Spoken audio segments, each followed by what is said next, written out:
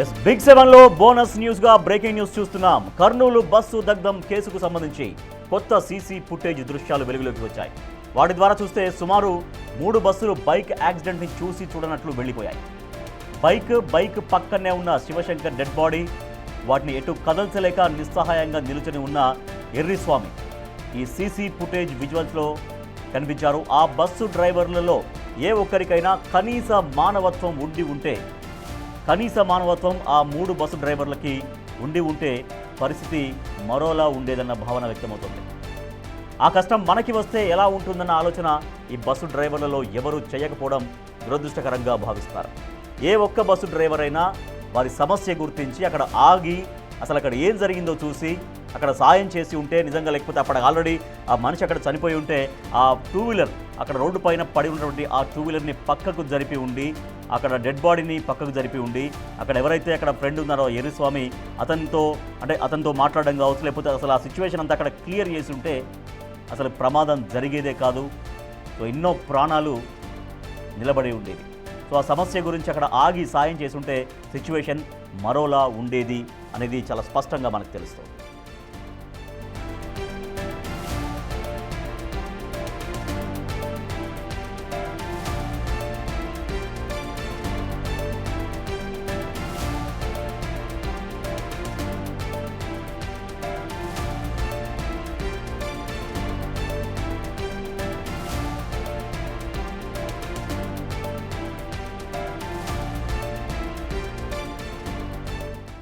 Kurnool bus దగ్ధమై ఎంతోమంది ప్రాణాలు కోల్పోయారు, సజీవంగా దహనమయ్యారు. దేశవ్యాప్తంగా ఆ ఘటన అందరినీ తీవ్రంగా కలిచివేసింది. ఇప్పుడు ఆ బస్సు ప్రమాదానికి సంబంధించి సీసీటీవీ విజువల్స్ కొత్తగా మనకు వచ్చాయి. మనం చూస్తున్నాం బిగ్ టీవీ స్క్రీన్ పైన CC camera 1 visual and CC camera 2 visual మీరు చూస్తున్నారు.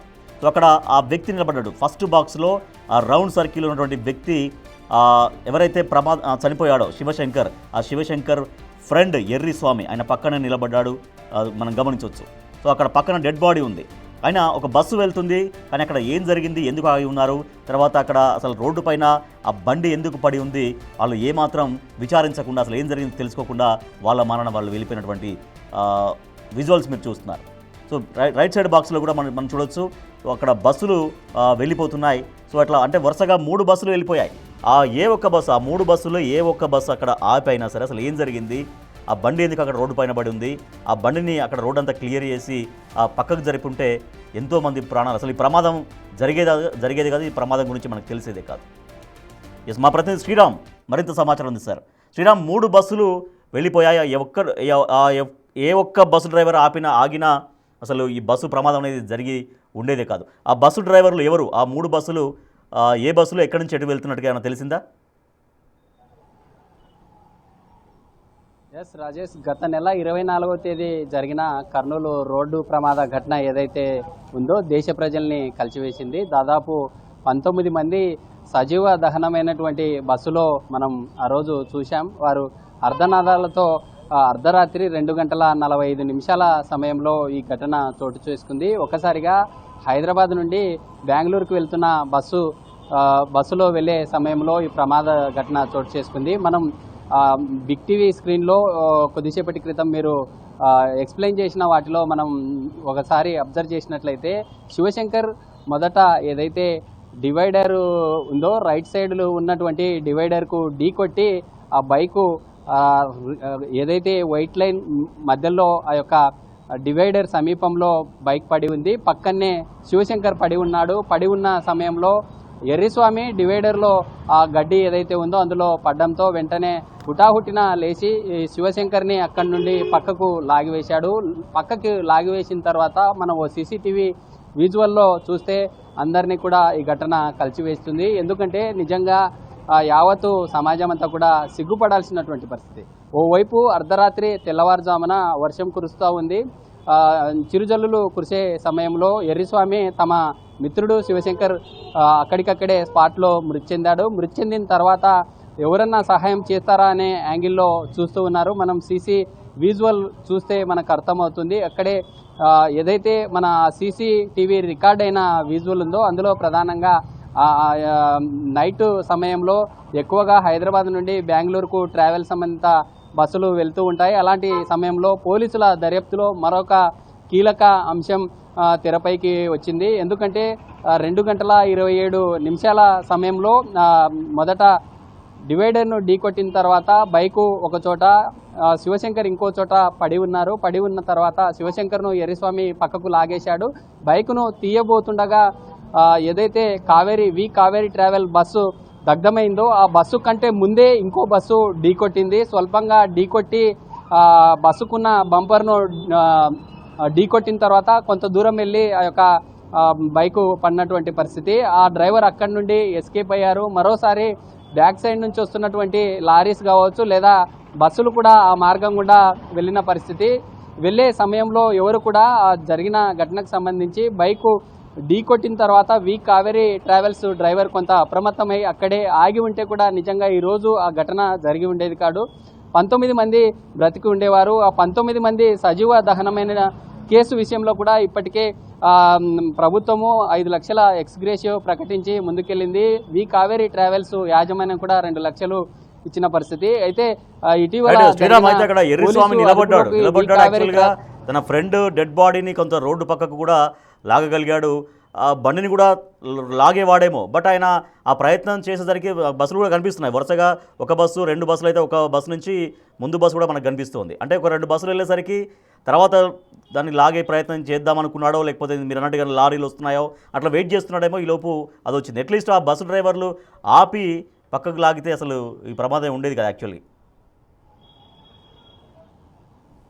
Yes Rajesh, exact. ఎందుకంటే కర్నూలు నుండి నేరుగా ఈ తుగ్గలి సమీపంలో రాంపల్లె గ్రామానికి వెళ్తూ ఉన్నారు ఇద్దరు మిత్రులు. శివశంకర్, ఎర్రిస్వామి వెళ్లే సమయంలో ఒకసారిగా డివైడర్ను ఢీకొట్టంగానే ఎర్రిస్వామి డివైడర్ మిడిల్ భాగంలో బాగా గడ్డి ఉండే ప్రాంతంలో పడడంతో అతనికి స్వల్ప గాయాలయ్యి ప్రాణాలతో బయటపడ్డారు. అయితే శివశంకర్ అక్కడికక్కడే డివైడర్ను ఢీకొట్టిన తర్వాత బలంగా గాయాలు కావడంతో తలకు ఇంజూరీ కావడం వల్లే అక్కడికక్కడే మృతి చెందారు. మృతి చెందిన సమయంలో ఎర్రిస్వామి వెంటనే హుటాహుటిన లేచి అతన్ని పక్కకి లాగి చూసేలోపు ఒక బస్సు వచ్చి జరిగిన ప్రమాదం ఏదైతే ఉందో బైకును మొదట ఢీకొట్టి ముందుకు ఈడ్చుకెళ్లిన పరిస్థితి. ఆ ముందుకు ఈడ్చుకెళ్లి అక్కడి నుండి ఒక డ్రైవర్ ఎస్కేప్ అయ్యారు. మరోసారి కావేరీ ట్రావెల్ బస్సు అనుకోకుండా పక్కన పడి ఉన్నటువంటి ఎవరైతే ఈ శివశంకర్ మృతి చెందారో, శివశంకర్ మృతి చెందిన పక్కనే డెడ్ బాడీ పక్కన ఉన్నటువంటి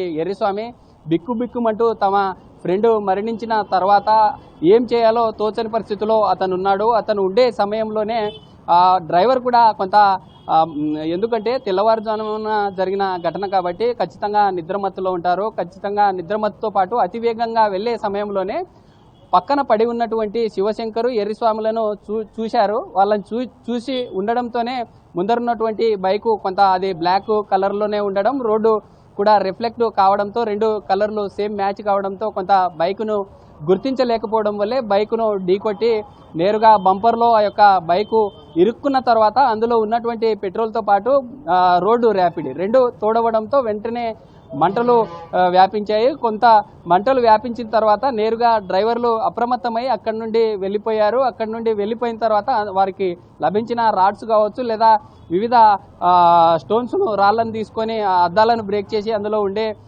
దాదాపు 27 మంది పబ్లిక్ని బయటకు తీశామంటూ కూడా పోలీసుల దర్యాప్తులో చెప్పామంటూ చెప్తున్నారు. మనం చూసే మన బిగ్ టీవీ స్క్రీన్లో 4 నిమిషాల సీసీ కెమెరా ఎవిడెన్స్ ఏదైతే ఉందో అందులో మనం ఒకసారి అబ్జర్వ్ చేసినట్లయితే మొదట బైకు ఢీకొట్టిన తర్వాత ఫ్రాక్షన్ ఆఫ్ సెకండ్స్లోనే ఇదంతా కూడా జరిగిపోయింది. ఎందుకంటే డ్రైవర్లు దిగి చూసేలోపే ఒకసారిగా యొక్క పెట్రోల్ బైకు ఏదైతే ఉందో పెట్రోల్తో పాటు ముందు భాగంలో ఇంజన్కి తోడు కావడం, అందులో ప్రధానంగా హైదరాబాద్ నుండి బెంగళూరుకి వెళ్లే సమయంలో అందులో దాదాపు 257 మొబైల్ ఫోన్స్ ఉండడం వల్లే ఈ ప్రమాదం చోటు చేసుకుందంటూ కూడా ఫోరెన్సిక్ అధికారులు కూడా దర్యాప్తులో ముమ్మరంగా తేలినటువంటి పరిస్థితి. ఎందుకంటే బస్సు ఇటీవల కాలంలో వస్తున్న బస్సులో ప్రధానంగా ఉండే ఫైబర్ కంటెంట్ కూడా ఎక్కువగా ఉంటుంది. వాటితో పాటు మిగతా ప్లాస్టిక్ మనం చూసే స్లీపర్ బస్సులో ప్రధానంగా వాటిలో ఉండే క్లాత్స్ కావచ్చు లేదా ఫైబర్ సంబంధిత మెటల్ ఎక్కువగా మండటానికి సహాయపడడం వల్లే ఈ ఘటన చాలా స్పీడ్గా ఎర్రిస్వామి రోడ్డు పక్కన నిలబడ్డాడు, బైక్ ఏమో ఆ డివైడర్ దగ్గర ఉంది, బస్సులు వెళ్తున్నాయి. అట్లీస్ట్ మరి అంటే ఎర్రిస్వామి ఒక రకమైనటువంటి ఆ టెన్షన్లో ఉన్నాడు. కానీ బస్సుల్ని కొంచెం చేయి పెట్టి ఇట్లా చెయ్యి ఊపడమో లేదంటే ఇక్కడ దాన్ని బస్సును ఆపే ప్రయత్నం చేసినా కూడా బాగుండేది. అంటే ఆయన కేవలం నిలబడ్డట్టుగానే ఏదో కంగారులో టెన్షన్గా ఉన్నాడు. కానీ బస్సును ఆపే ప్రయత్నం చేసినా కూడా మరో రకంగా ఉండేదేమో. ఎస్, ఎందుకంటే ఒక్కసారిగా శివశంకర్ డివైడర్ని ఢీకొట్టిన తర్వాత పక్కనే పడి ఉన్నాడు. పక్కనే పడి ఉన్న ఎర్రిస్వామి హుటాహుటిన లేచి తన మిత్రుడిని పక్కకి లాగి చూసేలోపే ఒక వాహనం వచ్చి ఢీకొట్టింది. నిజంగా ఎర్రిస్వామి కొంత అప్రమత్తమయ్యి వస్తున్న వెహికల్స్ ఏవైతే ఉన్నాయో ప్రధానంగా ఈ బస్సు ఢీకొట్టే ముందే కొన్ని స్లీపర్ బస్సులు కూడా వెళ్ళినట్లు పోలీస్ అధికారుల దర్యాప్తులో తేలింది. అందులో ప్రధానంగా వెహికల్స్ ఈ బస్సులు కావచ్చు లేదా మిగతా లారీస్ కావచ్చు ఆపోజిట్గా వస్తున్నటువంటి వారు చూస్తూ ఉన్నారు. ఏదైతే కర్నూలు నుండి బెంగళూరుకు వెళ్లే రూట్లో కూడా మిగతా వెహికల్ వాళ్ళంతా చూస్తూ ఉన్నారు. నిజంగా మానవత్వంతో కొంత వెహికల్లను తమ స్పీడ్ను అదుపు చేసి అక్కడే ఆగి ఉంటే నిజంగా ఈరోజు ఈ ఘటన చోటు చేసుకునేది కాదు. నిజంగా ఆ 19 మంది బస్సులో సజీవ దహనమైన వారంతా కూడా బ్రతికి బయటపడేవారు ఖచ్చితంగా. అందులో ప్రధానంగా ఎర్రిస్వామి కూడా ఆ ఘటన జరిగిన తర్వాత కేవలం శివశంకర్ను చూస్తూ ఉన్నారు. అతనికి ఏం చేయాలనేటటువంటి వాస్తవం కూడా అంతు తోచని పరిస్థితుల్లో ప్రశ్నార్థకంగా మారడంతోనే కేవలం చూస్తూ ఉన్నాడు. మిగతా వెహికల్లో మనం చూసే సీసీటీవీ ఫుటేజ్లో ఆ ప్రమాదం జరిగిన తర్వాత ఇద్దరు పడి ఉన్నారు. డివైడర్ని ఢీకొట్టిన తర్వాత శివశంకర్ పక్కన పడి ఉండడంతో వెహికల్స్ ఏవి రాకపోవడంతో అక్కడ నుండి పక్కకి లాగివేశారు. మనం చూస్తూ ఉన్నాం ఒక స్లీపర్ బస్సులో రికార్డ్ అయిన దృశ్యాలు అవి. రికార్డ్ అయ్యి ఆ యొక్క శివశంకర్ అక్కడే పడి ఉన్నాడు. తర్వాత ఎర్రిస్వామి పక్కకి లాగి పక్కన పెట్టిన దృశ్యాలు అయితే ఇప్పుడు సోషల్ మీడియాలో వైరల్గా మారాయి. అందులో ప్రధానంగా దానికంటే ముందు ఒక 4 నిమిషాల వీడియో ఏదైతే ఉందో అందులో మొదట బైక్ను ఢీకొని వెళ్ళిన తర్వాత మంటలు ఎక్కువగా వ్యాపించడం, ఇదంతా కూడా కేవలం నిమిషాల సమయంలోనే ఇదంతా జరిగింది. పోలీసుల దర్యాప్తులో అనేక కోణాలు కూడా బయటకు వచ్చాయంటూ చెప్తున్నటువంటి సిచ్యువేషన్ అయితే ఉంది. అందులో శివశంకర్తో పాటు ఎర్రిస్వామి ఇద్దరు కూడా మద్యం మత్తులో ఉన్నారు. నిజంగా ఈ ఘటనలో శివశంకర్ మద్యం తాగి ఉండడం వల్లే ఇలా జరిగిందని మొన్నటి వరకు సోషల్ మీడియాలో వార్తలు వచ్చాయి. నిజంగా ఎర్రిస్వామి మద్యం మత్తులో ఉంటే నిజంగా ఎర్రిస్వామికి తన ఫ్రెండ్ని పక్కకు లాగివేశాడా అనే యాంగిల్లో కూడా పోలీసులు దర్యాప్తులో ఇంకా కొనసాగే ఛాన్స్ అయితే ఉంది. Right, thank you Sriram. Kurnool bus ప్రమాద ఘటనకు సంబంధించి ఒక సీసీటీవీ ఫుటేజ్ వెలుగులోకి వచ్చింది.